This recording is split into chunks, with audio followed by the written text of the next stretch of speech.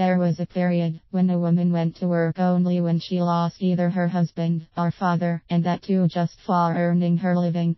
But today, the scenario has changed completely.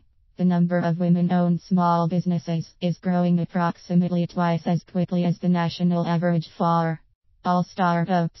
Women tend to grow their business much faster than men. Even though statistics say that women, as entrepreneurs, are slow at decision making when compared to their male counterparts, the average turnover achieved by female entrepreneurs is higher than that of male entrepreneurs.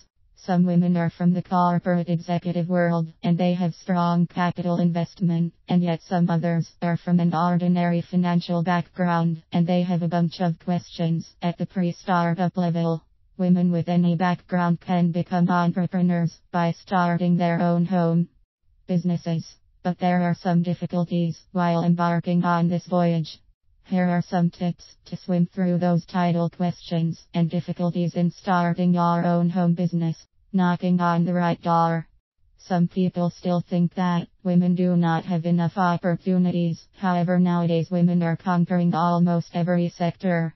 If there are some fields in which you really are an expert, then give it no further thought, but when you don't, then more often than not, it is total mayhem. There is nothing like an app business or a perfect field.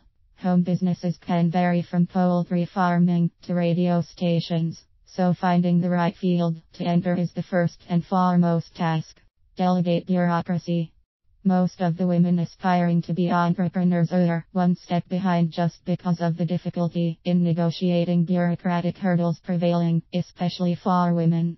Even though there are difficulties in getting things done, things have changed, with several hands reaching out to you to help you through the hurdles, and many websites also provide instructions for each and every step in the process. The problem is not so tedious to handle nowadays. Capitalizing.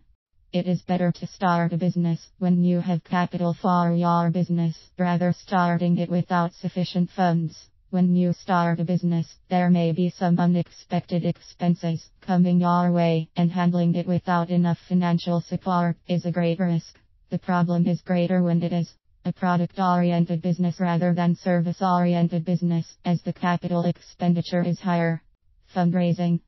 We can't ignore the bitter truth that traditionally banks prefer not to lend money for new ventures, especially the ones that don't have a track record. But starting a business, on the whole, is not merely a task for women.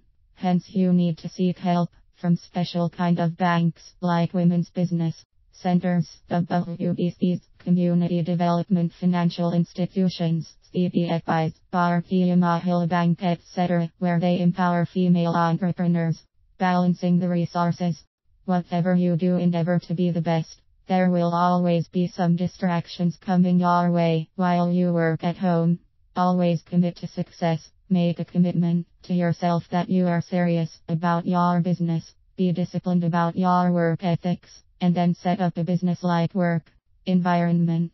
You should have a dedicated space for your home-based business. Your computer should be used primarily for business only, and not for any other domestic purpose.